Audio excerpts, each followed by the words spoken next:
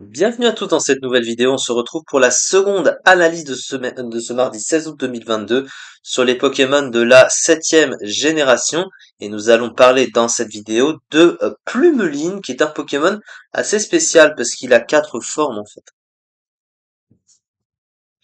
Il a quatre formes du coup, comme on peut le voir, on a la forme de base qui est ici, et trois autres formes qui n'ont pas le même double type, à part le type vol qui est en commun. À chaque fois, le type associé est différent. Donc on va voir un peu ça. Alors les statistiques sont les mêmes hein, pour tous. Le move pool est le même également. Le talent est le même également. C'est juste le double type qui change. Alors du coup, comme les stats sont les mêmes, on va parler d'abord de ça.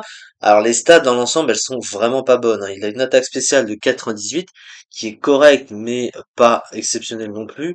Sa vitesse de 93, c'est correct mais c'est pas incroyable non plus. Et derrière, bon, un bulk pas ouf, hein. 70 dans les défenses, 75 en PV, 70 en attaque, c'est nul. Et son talent, du coup, il possède dans Dancer, alors je sais pas comment ça s'appelle en français, danseuse, voilà. En gros, ça imite tout simplement tous les moves à base de danse. Ça veut dire que si l'adversaire fait une danse Draco, vous faites danse Draco aussi. S'il fait danse plus, vous faites danse plus. C'est pas ouf, clairement. Puis même si danse Draco booste la puissance du Pokémon, comme ça booste l'attaque physique dont il se sert pas, bon, un peu osef.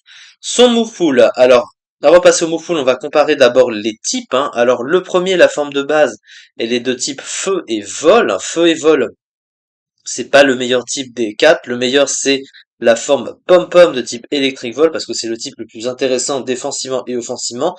Alors, le type vol est aussi intéressant, sauf que il y a quand même un peu plus de fragilité, notamment une double faiblesse au piège de roc qui est pas le cas de l'autre forme. Et bon, après, il y a quand même pas mal de résistance utile. On va dire que c'est presque égalité avec la forme pom-pom de type électrique vol. La forme vol spectre est très bonne offensivement. Par contre, un spectre vol, c'est un des meilleurs combos offensifs du jeu. Donc c'est plutôt pas mal quand même à ce niveau-là, avec trois immunités. Et pour finir, donc la moins intéressante, Psyvol, c'est le double type le moins intéressant des quatre. Donc voilà. Du coup, au niveau des usages, si on veut comparer tout de suite, hein, la meilleure classée, c'est la forme vol électrique, hein, qu'on peut voir ici. Mais elle est que 26e du PU quand même. Ensuite, plus bas, la forme Senzu. Donc ça, c'est la forme, je crois que c'est la forme, ah, c'est celle-là. Donc c'est la forme vol spectre. Et ensuite, les autres sont plus bas, hein. Alors, celle-là, elle touche le fond complètement. Et la forme d'Opti, ouais, bon. Le Pokémon est déjà très mauvais de base. Donc, la meilleure, c'est la volée électrique. Alors, le move pool à côté, il est relativement pauvre, en fait, hein. Que ce soit en soutien ou sur les options offensives, il y a vraiment pas grand-chose. Alors, il a quand même une capacité signature utile, hein, puisque c'est Révélation Danse, qui a 90% de, 90 de puissance, 100% de précision, spéciale, et qui, en gros, prend le premier stab du Pokémon le premier sens, c'est-à-dire que par exemple là, ça va prendre le type spectre, et à côté, eh bien, il a son move de type vol, donc il a vent violent stabé, donc à chaque fois, il y a l'autre move qui va toujours prendre l'autre stab, donc ça fait plutôt un bon combo. Il a accès à quelques trucs, il a atterrissage pour se soigner, il a demi-tour, provoque aussi éventuellement, mais bon, il a vraiment pas grand chose à côté. Il a plénitude aussi pour se booster, cela étant dit, donc au moins il a du setup, mais un pool trop pauvre malgré tout, trop restreint, et le Pokémon trop prévisible, à côté de stats trop mauvaises, c'est vraiment pas envisageable. Aucune et toutes les quatre sont concernées par la même chose à ce niveau-là. Alors, on va prendre l'exemple de cette forme-là, hein, peu importe.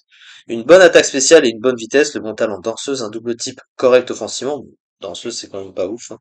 Un double type mauvais défensivement, extrêmement faible au piège de roc et aux attaques roches en général.